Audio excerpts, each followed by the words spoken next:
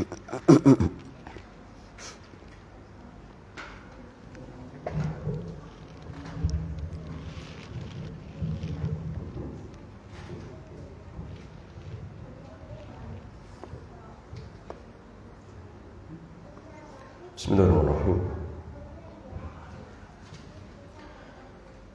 Assalamualaikum warahmatullahi wabarakatuh.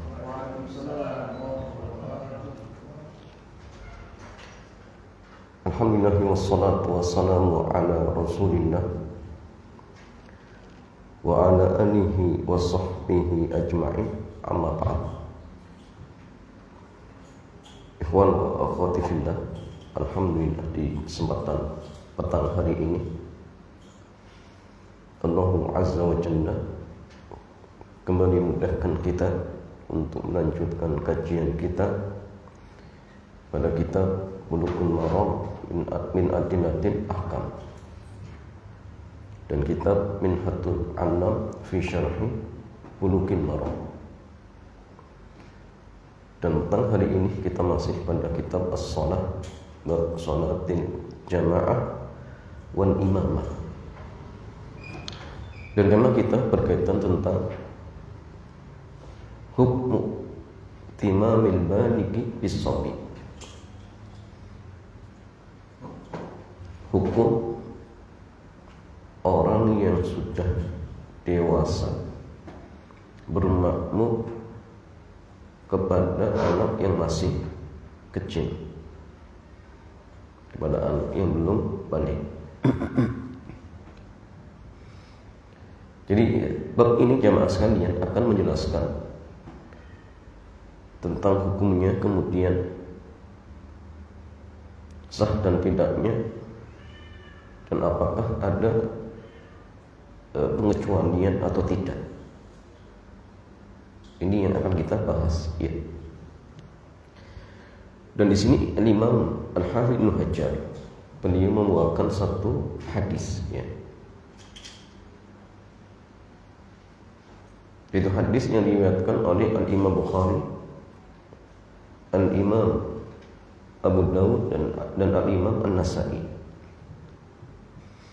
Beliau mengatakan Anna Amr ibni Salimah, Anna Amr ibni Salimah, bukan Salamah, ya. Jadi kalau Salamah itu putra tiri, ya, anak tiri. Kalau ini bukan, ya, bukan Amr bin Salamah. Qala, ia mengatakan, qala abi, ayahku pernah mengatakan, ji'tukum min indin Nabi sallallahu alaihi wasallam haqqan. Sungguh benar-benar aku datang kepada kalian dari sisi Rasulullah.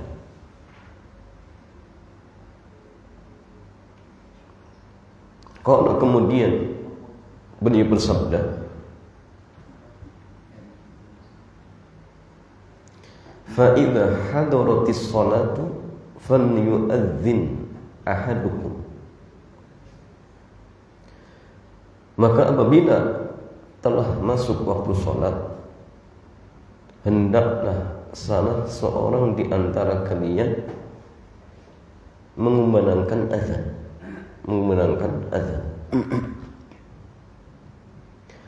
wal ya'ummakum aktsarukum Qur'ana, dan hendaklah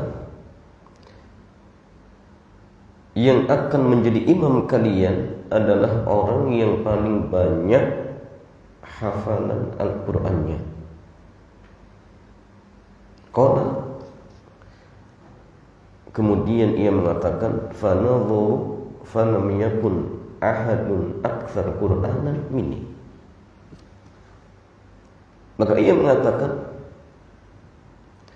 fanadhur, mereka para sahabat melihat, dan ternyata tidak ada seorang pun yang lebih banyak hafalan Qur'annya daripada diriku.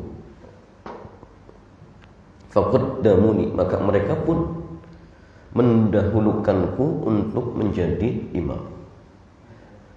wa ana ibnu sittin aw sab'i sinin.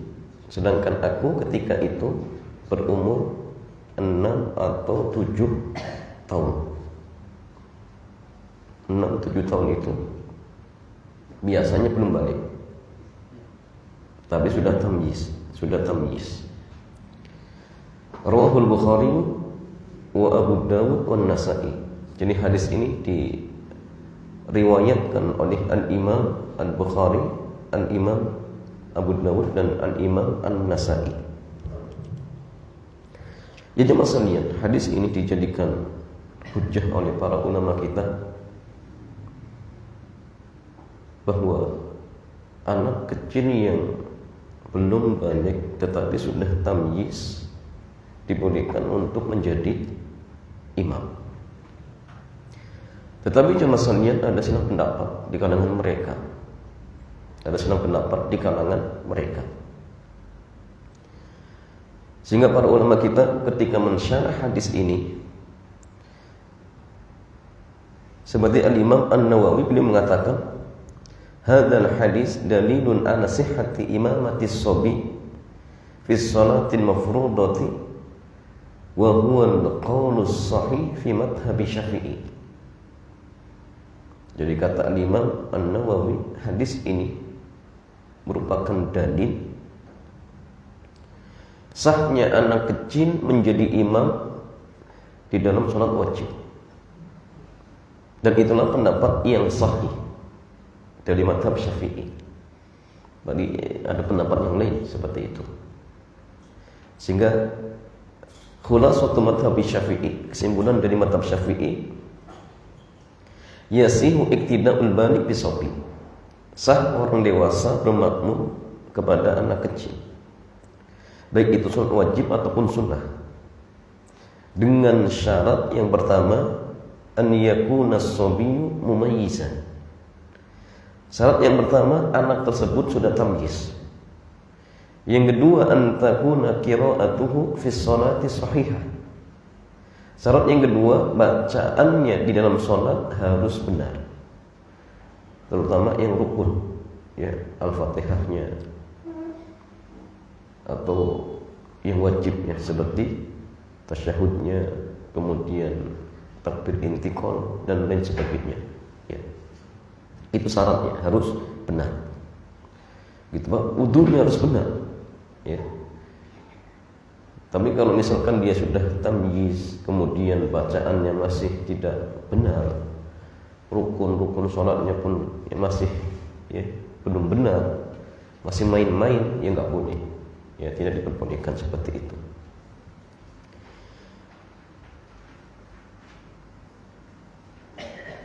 Al-Imam Ahmad, ya, atau madhab Hambali, mereka mengatakan tajuzu imamatu shabi fi sholatil fardhah. Boleh anak kecil menjadi imam ketika sholat wajib. Mereka berhujjah dengan hadis Amr bin Salimah, ya, radhiyallahu taala anhu. La yustaratul bulugh, dan tidak disyaratkan harus balik. Ya. Idza kana sahihal qira'ah, jika bacaannya benar. Ya. Wa kana muhsinan lil Qur'an, dan baik dalam membaca Al-Qur'an. Wa kana mumayyizan, itu benar sudah tamyiz. Ya, ini diantara kesimpulan dari madhab Al-Imam Ahmad bin Hanbal rahimahullah. Adapun madhab Maliki jamaah sekalian, mereka berpendapat tidak sah anak kecil menjadi imam untuk sholat wajib bagi orang dewasa. Wa tasihu fi sholatin nafilati faqat, tapi sah ketika sholat sunnah saja. Ya. Hujjah mereka itu gini, li'anna sholat as-sabi nafilah, sholatnya anak kecil itu dianggap sunnah, ya, bukan wajib, karena memang belum wajib. Amma sholatul balik fahiya fardhah, adapun sholatnya orang yang sudah balik wajib. Dan pendapat mereka, la yasihu iktida'ul fardhi bin nafli, jadi tidak sah sholat wajib bermakmum kepada sholat sunnah, Itu mazhab mereka, mazhab Maliki. Makanya mereka mengatakan tidak boleh. Ya. Walaupun jamaah pendapat ini ya, sudah dibantah ya. Kenapa? Karena Nabi tidak mengingkari perbuatan tersebut. Padahal ketika itu wahyu masih turun. Ya. Bahkan beliau SAW memerintahkan untuk apa? Menjadi imam itu mutlak. Ya seperti itu jamaah. Nah, kemudian masalahnya mazhab Hanafiyah, mereka berpendapat tidak sah anak kecil menjadi imam untuk sholat wajib bagi orang dewasa, dan sah ketika sholat sunnah. Ya. Atau boleh di antara sesama anak kecil. Ya. Hujah mereka beda lagi. Kalau mazhab Hanafi mengatakan karena anak kecil mereka bukan mukallaf. Dan mereka mensyaratkan an yakuna mukallafan balighun aqilan. Jadi mereka mensyaratkan imam itu harus mukallaf, maksudnya baligh, berakal. Ini mazhab Hanafi, ya mazhab Hanafi. Tetapi yang masalahnya ini juga dibantah oleh jumhur ulama ya. Sehingga kesimpulannya bahwa pendapat yang tepat dalam masalah ini adalah pendapat jumhur bahwa anak kecil yang sudah tamyiz boleh menjadi imam bagi orang yang sudah dewasa, baik sholat wajib ataupun sholat sunnah, dengan syarat yang pertama dia sudah tamyiz, yang kedua bacaan Al-Fatihah dan rukun-rukun sholat tersebut benar, kemudian dia yang paling baik bacaan Al-Qur'annya dibanding yang lain, maka boleh, tidak masalah seperti itu. Sekarang masalah yang kita lihat bagaimana penjelasan Syekh Dr. Abdullah Al-Fauzan. Ya, beliau mengatakan al-kalamu alaihi min wujuh. Pembahasan hadis ini ada beberapa sisi. Sisi yang pertama tentang tarjamatul rawi, biografi rawi. Wa huwa Abu Yazid atau Abu Burid bil ba'il madmumah, dengan ba di tomah ya, Burid ya. Amr bin Salimah bi kasril lam, di kasrah huruf lam, jadi bukan Amr bin Salamah, berarti beda ya, bukan putra tiri Nabi, bukan ya. Dan ini juga penting karena zaman dulu itu yang masalahnya para ulama kita ketika mereka ingin mendobet ya, kalimat ataupun kata itu dengan tulisan kasroh, fathah. Karena kalau hanya dengan harokat titik misalkan ya, ini masih ada potensi apa? Keliru. Banyak nih Pak, banyak apa? Faktor. Atau mungkin kehapus, atau mungkin salah cetak ya. Dan ini kadang-kadang jamaah sekalian gara-gara satu titik saja hilang ya, terkadang akibatnya bisa fatal. Terkadang jamaah makna bisa berubah. Seperti contoh ketika ada seorang tabib, dia mengobati pasien, modalnya cuma baca buku ya. Dan ternyata buku yang dibaca salah ya, titiknya hilang. Jadi dia baca hadis Nabi yang berbunyi apa? Inna fil habbatis sauda syifaan likullidah. Sesungguhnya pada habbatus sauda itu ada obat untuk segala macam penyakit. Tapi dia bacanya hayya. Kenapa? Harusnya habba menjadi hayya, tambah titik satu. Dan itu salah tulisan. Yang harusnya habba dibaca hayya. Habba itu biji ya. Berarti biji hitam, maksudnya jinten hitam atau habbatus sauda. Hayya ya. Hayya itu apa? Ular. Jadi al-hayyatu sauda berarti ular hitam. Akhirnya datang pasien disarankan untuk cari ular hitam. Dia cari. Setelah dapat kemudian dimakan untuk obat. Ternyata setelah itu mati. Bayangkan, itu gara-gara titik. Makanya para ulama kita di zaman dulu itu tidak hanya sekedar dengan harokat saja, tapi dipatenkan dengan tulisan. Dia tidak keliru seperti itu. Nah ini kalau kita tidak tahu, ya, kita kira ini Amr bin Salamah, ya, ternyata Amr bin Salimah, Ibnu Qais al-Jarmi, ya. Jadi anaknya Qais al-Jarmi, jadi bukan Amr bin Abi Salamah, ya. Kalau Amr, ya, bapaknya Abu Salamah, ini beda. Bil jim, dengan huruf jim. Adraka zamanan Nabi, dia menjumpai zaman Nabi, ya, sehingga disebut sahabat. Ya. Wa kana ya ummu qaumahu fi hayatin Nabi, dan ia mengimami kaumnya di masa hidup Nabi wa huwa sabi, dan dia masih kecil. Ya. Kenapa? Li'annahu kana aktsaruhum Qur'ana, karena ia yang terbanyak hafalan Qur'annya dibanding yang lain. Wa li abihi suhbatun wa wafada, dan untuk ayahnya, ya, adalah seorang sahabat, begitu pula, ya, utusan.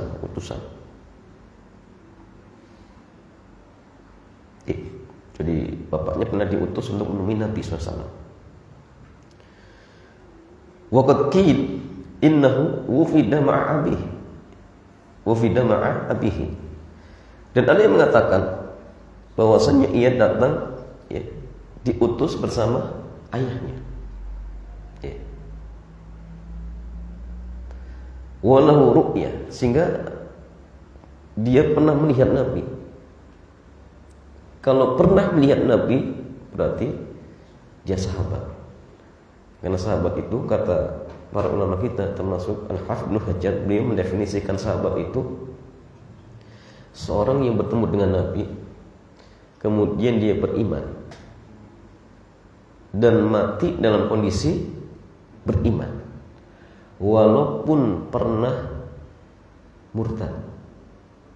Ya, misalkan di masa Nabi ketemu beriman, ternyata murtad, tapi masuk Islam lagi, kemudian mati dalam kondisi Islam, dia tetap sahabat.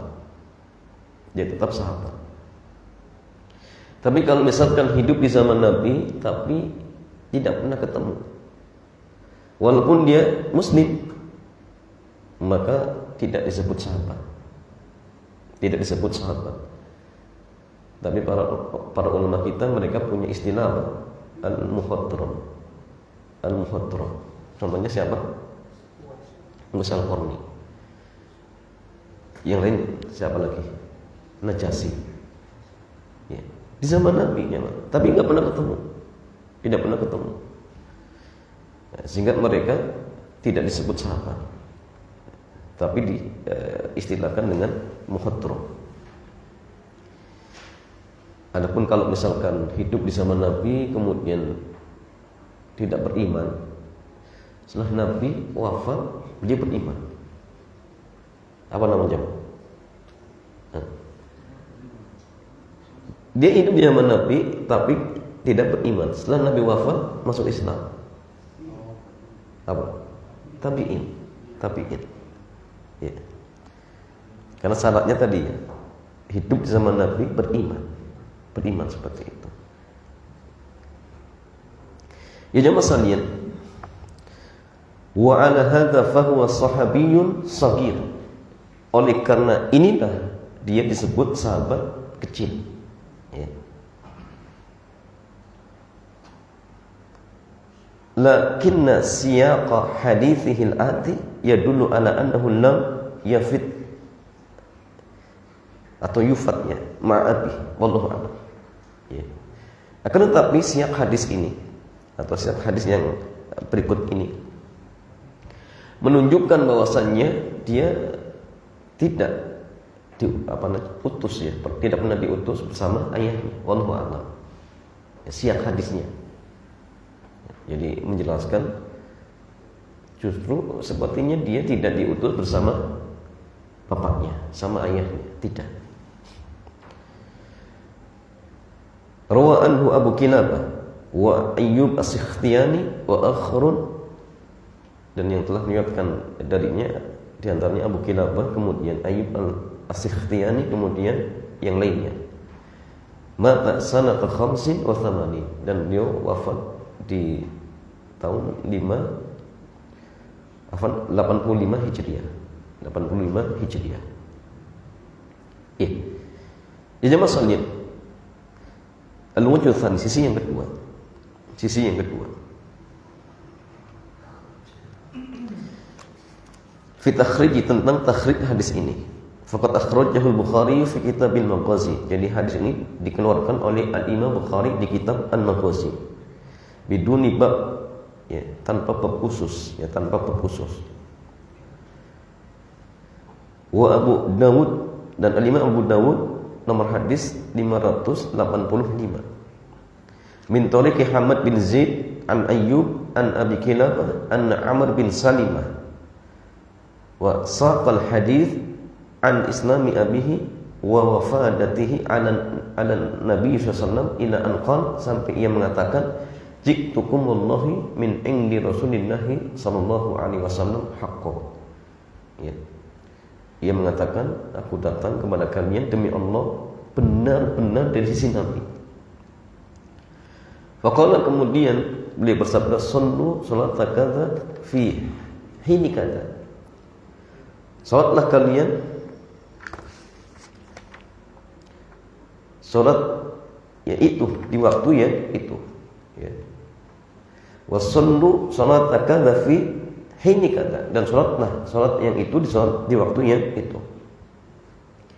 Fa idza hadaratis salatu falyu'adzin ahadukum, maka apabila telah masuk waktu salat, maka hendaklah salah seorang di antara kalian mengumandangkan azan.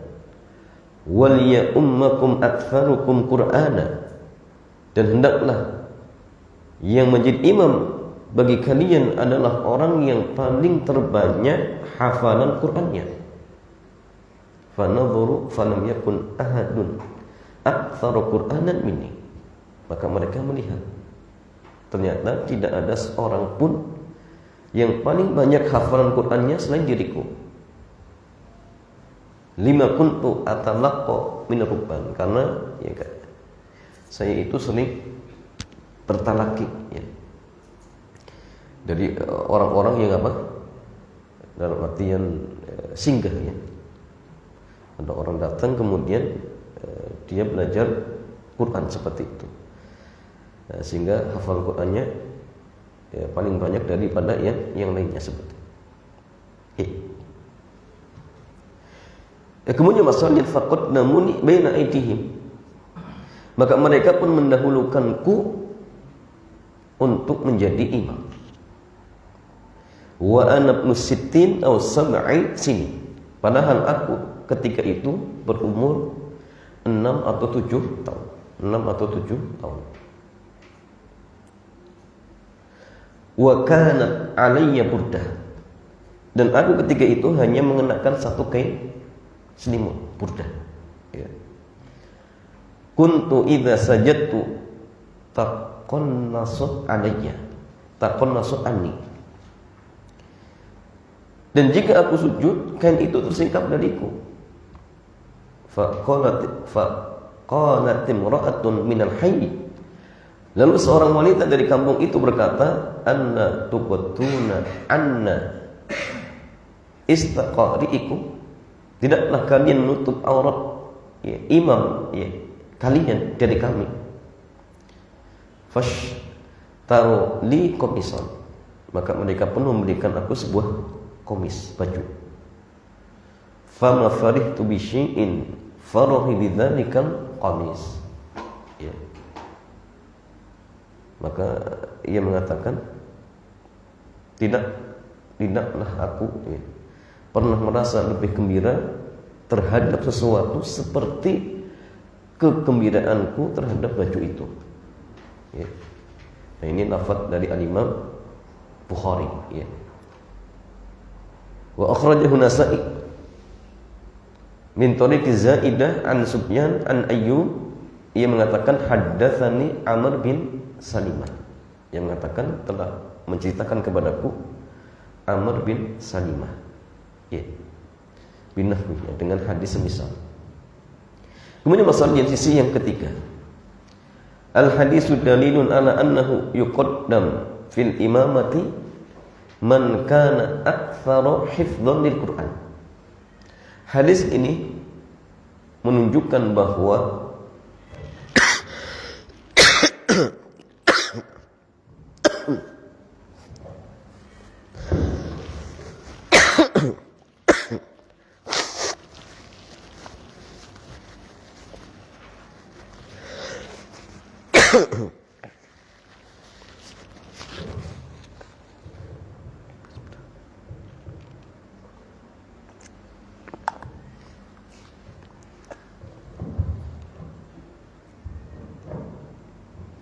ya jemaah sekalian, hadis ini menunjukkan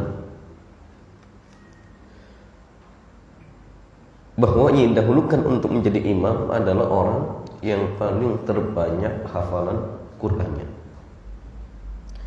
Dan ini berdasarkan hadis Nabi, wal ya'ummakum aktsarukum Qur'ana. Dan hendaklah yang menjadi imam kalian adalah orang yang terbanyak hafalan Qur'annya. Wa ala hadza fayakunul hadis, berdasarkan hal inilah maka hadis ini, ya, menafsirkan hadis berikutnya. Ya ummul qaum aqra'uhum li kitabillah. Yang menjadi imam satu kaum adalah yang paling aqra dengan kitabullah. Nah, berarti yang aqra itu maksudnya apa? Ditafsirkan dengan hadis tadi. Wa yakunul murad bil aqra al-aktsaru Qur'anan. Sehingga ini maksudkan dengan aqra adalah yang terbanyak hafalan Quran. Ya, karena memang sudah pendapat nih. Ada yang mengatakan aqra itu yang suaranya bagus, ya, tartilnya bagus walaupun hafalannya sedikit. Ada yang mengatakan enggak. Jadi aqra itu ya paling banyak hafalannya. Dan yang paling kuat jamaah sekalian adalah yang paling banyak hafalannya. Ya tentu, ya, bacanya harus benar, ya, harus benar. Ya, makhrajnya terutama. Tidak harus suaranya apa? Indah, tidak harus. Karena ini maksudkan itu yang penting panjang pendek benar, ya, kemudian makhraj juga benar. Itu yang paling penting. Ini yang paling penting. Dan paling afdal lagi kalau sudah makhrajnya benar, kemudian suaranya juga indah, dan paling banyak juga hafalannya, itu lebih utama lagi seperti itu. Plus faqih, ya. Dan sudah pernah kita bahas, ya. Dan di antara keutamaan imam yang faqih itu, makmum nanti bisa belajar. Jadi di samping dia sholat 5 waktu, tapi sambil belajar fikihnya nanti. Oh, ternyata ngangkat tangan seperti itu. Oh, ruku ternyata seperti itu. Setelah selesai salat, oh ternyata seperti ini. Kalau imamnya faqih, dia paham. Ya. Itu di antara istilahnya keutamaan. Ya. Kalau misalkan imamnya seorang ahli ilmu seperti itu. Wasayyak dibayu dzalika insyaallah, dan nanti akan datang penjelasannya terkait hal ini. Kemudian masalah sisi yang keempat, al-hadisu dalilun ala sihhati imamatis sabi fi salatil fardhi idza kana ahlan lidzalika bi qiraatihi wa ilmihi wa tamyizihi wa tamayyuzihi. Hadis ini merupakan dalil sahnya anak kecil menjadi imam di dalam sholat wajib sah. Idza kana ahlan, jika dia memang layak, ya, untuk hal tersebut. Biqiraati bacaannya, ilmunya, kemudian sudah tamyiz, itu syaratnya. Fa ya ummu ghayruhu wa in kanu kibaran wa in kanu syuyukhan. Maka dia boleh mengimami yang lainnya walaupun mereka sudah atau orang-orang dewasa atau ya mungkin sudah sepuh, ya. Kenapa? Li'anna haula'i sahabah qaddamu Amr bin Salimah wa umruhu sittun aw sab'u sinin, ya. Karena mereka dulu para sahabat, ya, mendahulukan Amr bin Salimah untuk menjadi imam, padahal umurnya ketika itu 6 atau 7 tahun. 6 atau 7 tahun. Walau kanat imamatuhu ghairu jaizatin, dan seandainya, ya, imamnya itu tidak dibolehkan, la nazalan wahyu, maka sungguh wahyu telah turun bi ingkari dzalika, untuk mengingkari hal tersebut, ya. Kenapa? Karena ketika itu Nabi masih hidup, ya. Sehingga ketika ada sesuatu pelanggaran dalam syariat, mungkin akan ada wahyu yang turun menegur seperti itu jemaah. Sehingga tatkala tidak ada teguran, tidak ada pengingkaran dari Nabi, nah, sehingga hal ini menunjukkan dibolehkannya anak kecil menjadi imam. Boleh. La siyama fi shalatil lati hiya a'dhamu arkanil Islam. Terlebih lagi tentang salat yang ia merupakan di antara rukun-rukun Islam yang teragung, ya, setelah 2 kalimat syahadat, ya. Sehingga kalau kemudian kok misalkan sebenarnya tidak boleh, kemudian tidak ada wahyu yang turun menegur, ini sulit ya masanya, ya.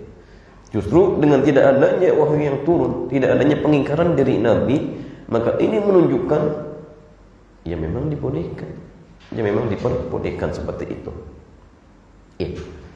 Dan ini jamaah sekalian pendapat Al-Imam Asy-Syafi'i dan satu riwayat dari Al-Imam Ahmad, ya.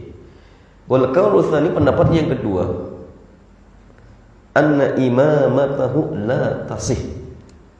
Pendapat yang kedua mengatakan imamnya anak kecil itu tidak sah. Dan ini pendapat dari jumhur, dari kalangan Hanafiyah, Malikiyah, dan Hanabilah. Dan ini juga pendapat dari Al-Imam Ibnu Hazm Al-Zahiri. Mereka berhujjah dengan hadis dari Abu Hurairah yang telah lewat dengan lafaz Al-Imam Bukhari, innama ju'ilal imamu liyutamma bihi. Imam itu dijadikan untuk diikuti. Fala takhtalifu alaihi, maka janganlah kalian menyelisihinya. Kalau mereka mengatakan, ya, wa sholatus sobi naflun, salatnya anak kecil itu dianggap sunnah. Fa sholatul balik khalfahu al fardu, dan salatnya orang balik di belakangnya itu dianggap wajib. Berarti ada perbedaan antara imam dan makmum, padahal dilarang berbeda. Fala takhtalifu alaihi, janganlah kalian menyelisihi imam. Sekarang imamnya sunnah, makmumnya wajib, oh berarti beda, ya. Waqad nuhina anhu, dan kita dilarang untuk menyelisihinya atau dilarang terkait hal ini. Wali anna syar'a qad rafa'a anhul qalama. Alasan yang lain karena syariat telah mengangkat pena darinya, ya, artinya memang anak kecil ya bukan mukallaf, tidak dicatat seperti itu. Wala tasihhus salatu khalfa man rufi'al qalamu anhu, sehingga tidak sah salat di belakang orang yang pena diangkat darinya, seperti orang gila. Ini hujah mereka. Walahum adillatun ukhra ghairu nahid, mereka juga punya dalil yang lain tapi tidak kuat. Wa ajabu an hadis Amr bin Salimah, dan mereka menjawab terkait hadis Amr bin Salimah bi annahu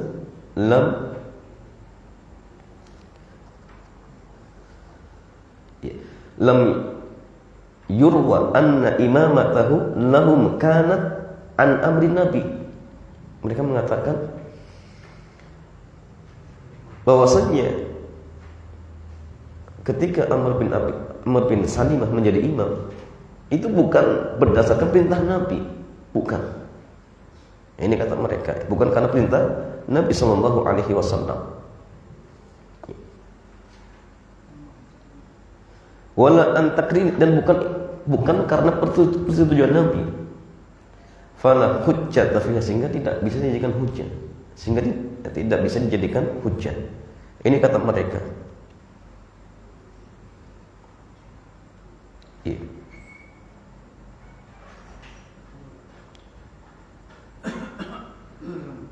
Bi anhu lam yaro, yang mereka berpendapat, ya. Mereka berpendapat, bukan yaro, lam yaro. Mereka berpendapat bahwasanya imamnya Amr bin Salimah itu bukan berdasarkan perintah Nabi. Begitu pula bukan karena persetujuan Nabi, sehingga tidak bisa dijadikan hujjah. Ini kata mereka. Tetapi kata Syekh, warrajih wal qaulun awwalu, pendapat yang kuat adalah pendapat yang pertama. Kenapa? Liquwati dalilihi, karena kekuatan dalilnya. Wa idza jazat imamatuhu fil fardi jazat imamatuhu fil nafli min babin aula. Maka apabila imamnya anak kecil ketika salat wajib itu dibolehkan, maka lebih-lebih lagi ketika sholat sunnah. Kenapa? Li'anna nafla yadkhuluhu tasamuh, karena sholat sunnah itu masih banyak kelonggaran. Wa li'annahu la farqa fi dzalika baina nafli wal fard. Begitu pula karena tidak ada perbedaan terkait hal ini antara sholat sunnah dan wajib. Wal aslu tasawwihima fil ahkam, sehingga hukum asalnya kedua-duanya sama dalam masalah hukum. Khala mastasnad dalil, ya, kecuali kalau memang ada dalil, ya, kecuali kalau memang ada dalil. Nah, ini ada, ya, tidak ada dalil, sehingga hukum asalnya ya sama saja. Kalau wajib dibolehkan, berarti sunnah juga diperbolehkan. Ya. Kemudian masalahnya, wa amma jawabu ashabil qauli tsani, ada penjawaban untuk, ya, pendapat yang kedua. An hadisil bab, ya, tentang hadis bab ini, jawaban pantahan, ya, dari pendapat yang kedua tentang hadis ini, maka mardud, ya, tertolak dari dua sisi. Yang pertama, anna dalil al-jawaz wuku dzalika fi zaman wahyi, bahwasanya dalilnya membolehkan itu terjadi di zaman wahyu, turunnya wahyu, di zaman turunnya wahyu. Jadi kalau dilarang tentu akan turun wahyu. Wa la yaqu fihi takriru ala ma la yajuz, dan tidak mungkin adanya takrir, persetujuan pada hal yang tidak dibolehkan. La siyama fi shalatin lati hiya a'dhamu arkanil Islam, apalagi tentang salat yang merupakan di antara rukun Islam yang teragung. Waqad nubbihan nabiyyu bil wahyi, sehingga harusnya, ya, Nabi diingatkan dengan diturunkan wahyu, ya, al qadam ladzi kana fi na'lihi athna as-shalah, seperti contoh ketika Nabi salat kemudian di bawah sandalnya itu ada kotoran, turun wahyu, ya. Ini terkait salat, karena perkara yang penting seperti itu, jemaah. Kama taqaddam fi syuruti shalah, sebagaimana yang telah lewat tentang syarat-syarat salat dalam hadis Abi Sa'id, ya. Falau kanat imamatus sabi la tasihu la nazal al-wahyu bidzalika, sehingga seandainya salatnya anak kecil itu tidak sah, sungguh wahyu itu telah turun, ya. Waqad istadalla Jabirun ala jawazil azli bi annahu nam yanzil fihi syai'. Jabir juga berhujjah dibolehkannya azl, ya. Azl itu mengeluarkan sperma di luar kemaluan istri, ya. Dengan alasan apa? Ketika itu wahyu masih turun. Kalau seandainya azl itu dilarang, tentu akan turun larangan tentang azl. Dan para sahabat mempraktikkan azl seperti itu, jemaah. Ya. Sehingga itu dianggap takrir seperti itu. Kemudian alasan yang kedua, pantangan yang kedua, annal wafdan ladzi qaddamu amran, bahwasannya orang-orang yang mendahulukan Amr, ya, atau rombongan, ya, yang mendahulukan Amr sebagai imam, kanu jama'atan minas sahabat, mereka sejumlah sahabat-sahabat Nabi. Qala Ibnu Hazm mengatakan wala yu'raf lahu minas sahabati mukhalif, dan tidak dijumpai seorang sahabat pun yang melisihi. Bal warada annahu kana ya'ummuhum fi kullil majami', bahkan telah datang riwayat bahwasanya ia mengimami mereka di setiap perkumpulan-perkumpulan. Artinya tidak hanya satu kali saja. Faqad ruwa anhu Abu Dawud annahu qala fama syahidtu majma'an min jarmin illa kuntu imamahum.